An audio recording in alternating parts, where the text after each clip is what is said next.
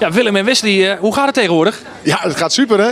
Ja, Willem en Wesley, ja, Mulder en Mulder, hè? Ja. Ja, jullie staan steeds meer op de bühne samen.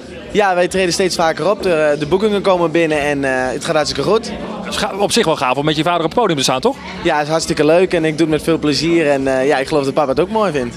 Is dat zo? Ja, natuurlijk. Ik bedoel, als je samen als vader en zoon op het podium op gaan, lekker muziek maken, lekker leuke dingen doen. En ja, dat is natuurlijk, het is niet voor iedereen weggelegd, maar voor Mulder en Mulder wel gelukkig. We zijn druk bezig in de studio en ja, we proberen dingen te bedenken en een opvolger te vinden voor Cheerio.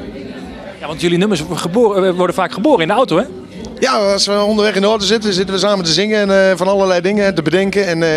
En dan ontstaat er wel eens weer gewoon een nieuw nummer. Maar we zijn hartstikke druk en we komen echt wel met een opvolger, hoor.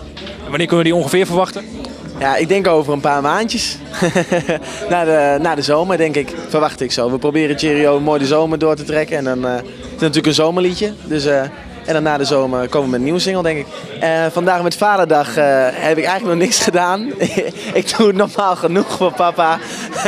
Nee, ik heb er nog niks aan gedaan, eerlijk gezegd. En, dat is eigenlijk niet goed, maar ja. Zeg Willem, er staat nog wat te wachten voor je op Vaderdag, of niet? Kijk, wat in het vat zit, verzuurt nooit. Dus, en ik ken hem, dus hij was ook al bezig met Radio NL en met allerlei dingen. En nou ja, goed, interview TV Oranje, dan ben je met allerlei dingen.